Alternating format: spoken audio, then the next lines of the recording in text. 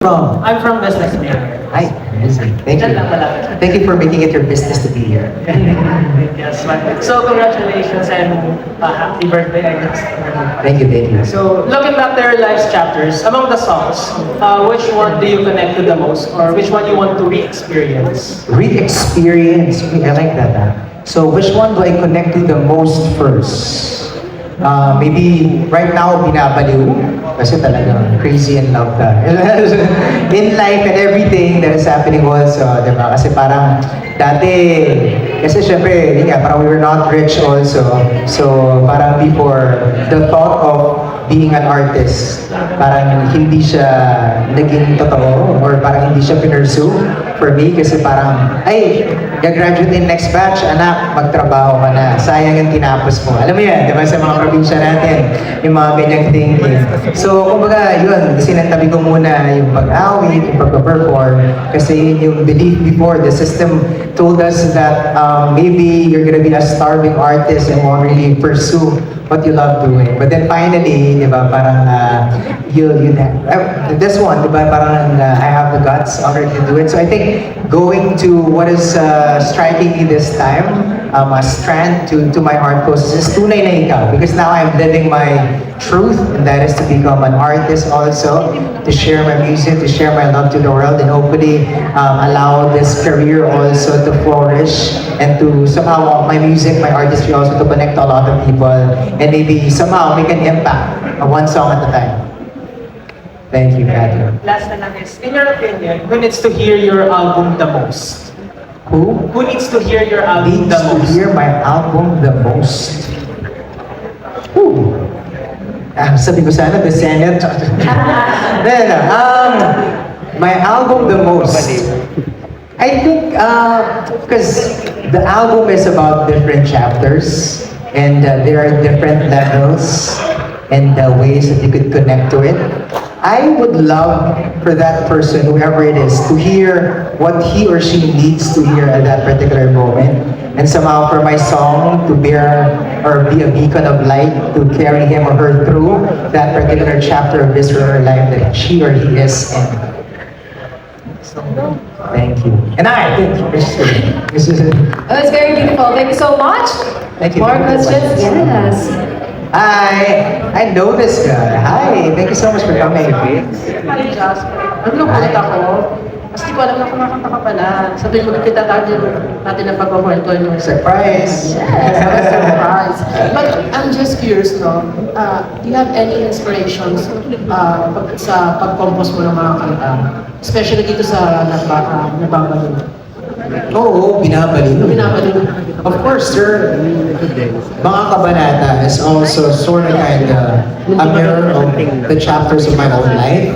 But then siguro, syempre, when we in artistry naman, diba, there are parts that are true to you, there are parts that are true to others, and then we just mold them into songs together.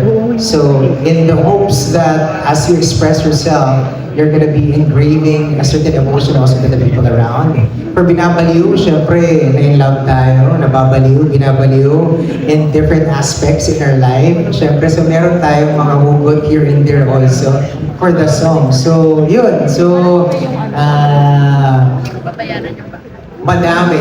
I mean, syempre, all of my songs, given that I wrote all of them, daming pinag-ugutan from my past relationships, my current, my previous, my relationships in the future, even how I love to perceive my relationships or the things that are going to be happening in my life in the future. They're all part of the story of mga Kabanata. So, gaano ka lang baliw pagdating sa pag-ibig?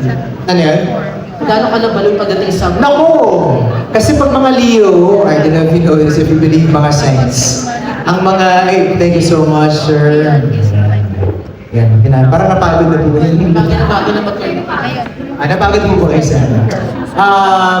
Yung mga Leos talaga, kaya yung favorite kong song for the longest time was All of Me by John Legend. Kasi all in talaga tayo. Binibigay natin lahat. Kapag binigay mo lahat, mapapaliw mo talaga. Kasi di ba parang you're not haphazard in giving yourself. Di ba? Parang you're putting everything in. So, all the nuances that will drive you crazy will come up, prop up also in the relationship. Pero ako naman yung Leo na medyo balanced na. Kumbaga, I know how to deal with the craziness. That's why I wrote a song about it, diba?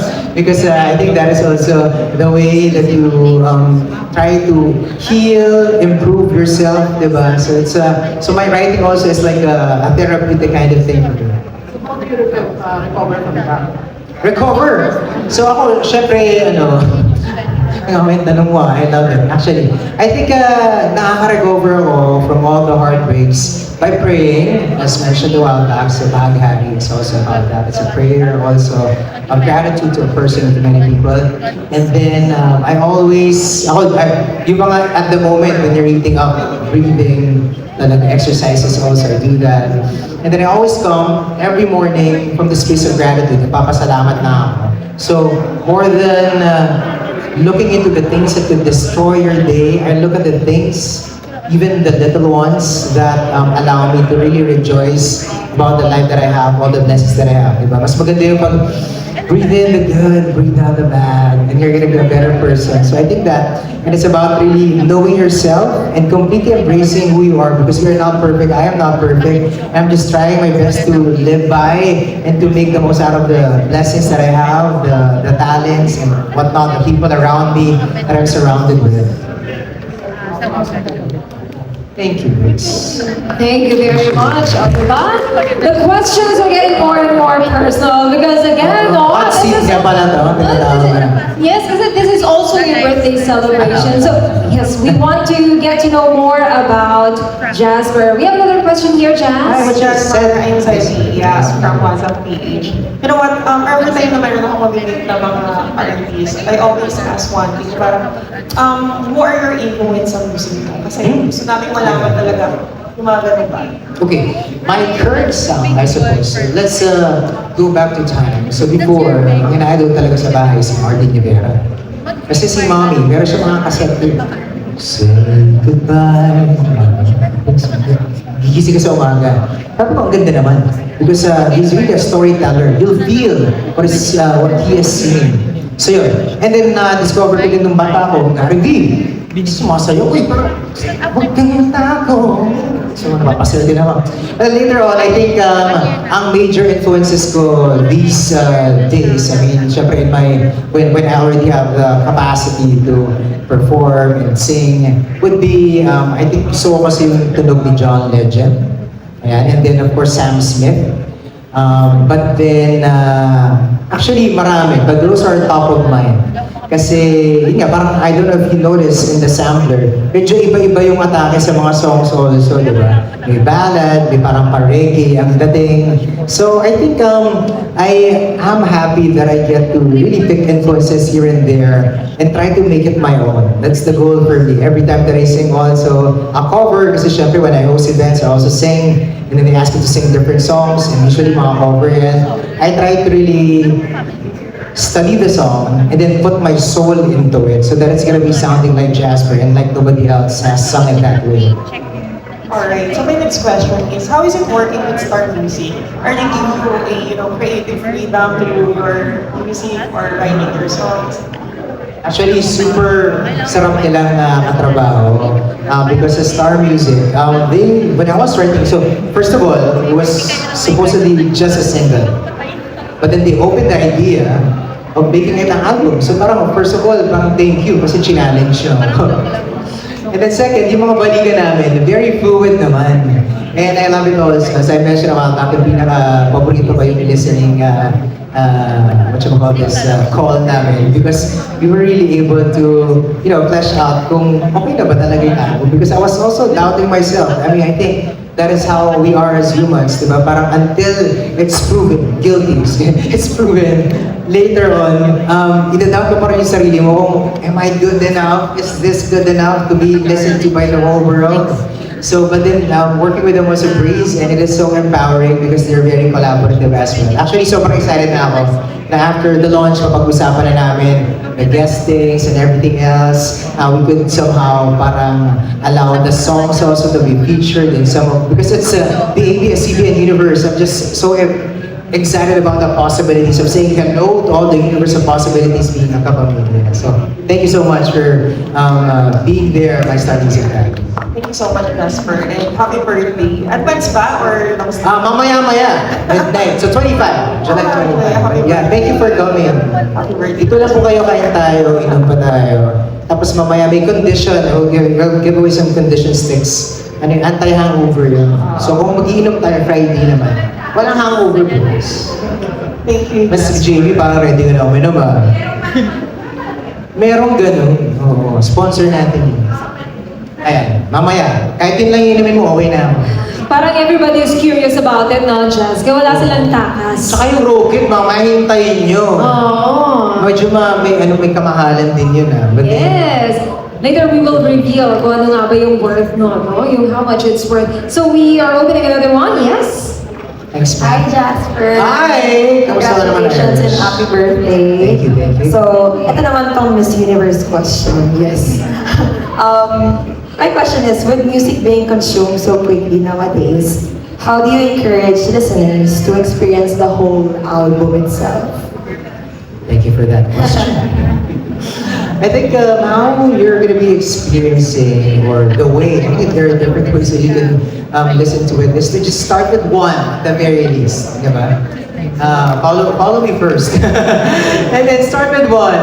And then hopefully it will be like, sort of kind of like a click thing of you consuming the rest of the artistry or the music under the album, mga kabanata. So, I think ganun. Parang when you look at the playlist, the track list, which when we were trying to reveal everything little by little, so inuna namin, ito, may story, mga bagong kwento, and then we already gave the track list. There's a good question that was posted by the ABS-CBN by Star Music that parang ano ang parang kwento na ng buhay mo. Parang from that list, pick one which resonates with you. Diba? So I think do that. Go to the album, wherever it is, on any streaming platform of your choice, and then pick one which somehow talks to you or somehow piques your interest, diba? And then hopefully that will catapult you into listening through and through to all the songs always. Sana maging part na ng playlist mo talaga. Thank you, Jasper. Thank you for that question. I was challenged from it. Yes, sir. Gano'n siya yung gano'n. Do you have questions from friends? Friends also. Ay, meron. Hello, I love the outfit. Ay, hi, what's your name? Jasper, Carlos. Carlos, hi. Ako, Jasper. Hi, Jasper. Nice meeting you. Ay, then ito, may katabayan pala ako. Today and birthday. Joke. Ano, birthday, happy birthday. ano, tawag dito, Jasper? Tumatawa yung host mo. Ganun talaga. Sorry, Kasi ako nasa, mag-get kasi over. nasa first row siya. Oo, nagulat ako. I've been watching a lot of Senate flicks eh. So, nasa first row siya, natawa siya. So bakit daw na sabi mo yung Senate kanina? Yung meron bang, meron bang katulad yun? Ay, may inspiration ba yung music mo? Kumakansel ako, di ba? Bumabalik talaga yung question dun, no? No, I've just been watching a lot of it. I'm finding it very entertaining. It's also enlightening also. And somehow it gives me that certain sense of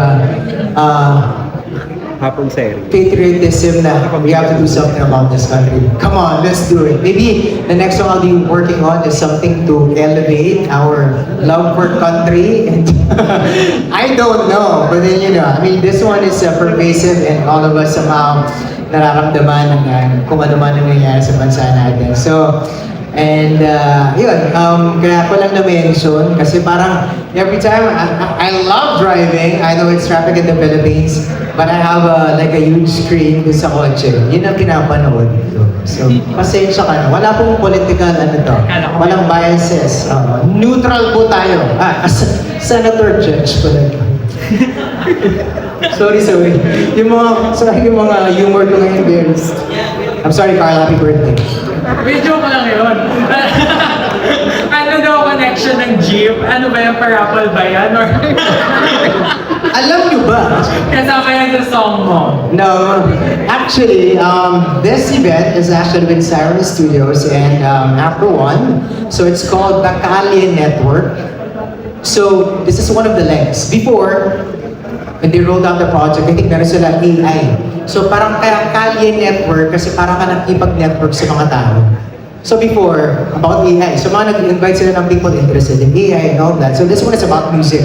It just so happened na I'm friends with our friends from Siren Studios and Afro One. So how about, dito mo kaya launch yung album mo, di ba? Let's make Kanye Network Mga Kabanata the launch. So yun, kami Jeep.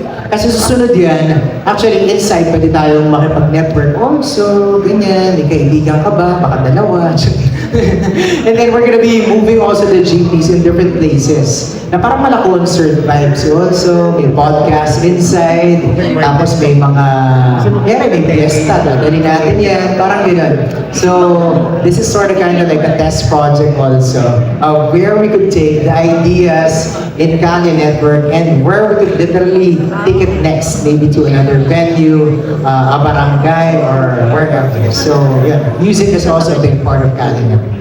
And for my last question, what's your birthday wish? My birthday wish is for you guys and everybody else in the world, mga kapamilya. Sana po ay pakinggan nyo na, i-follow nyo na ako sa mga streaming platforms and please add mga kabanata. And of course, hopefully, ang mga dream ko also, syempre magamit talaga yung mga songs ko sa mga kapamilya teleserye, mga ganyan, at kung ano-ano pa, yung mga maximize talaga nila. And yun yung mga pinagdadasal. And hopefully, syempre good health also, better career also, and for everybody also to be healthy kasi flu season ngayon. Thank you, Ben. Thanks, Carlo. Happy birthday. Joke. Thank you! Ayun over there! Hello! May question ng best dress natin for tonight.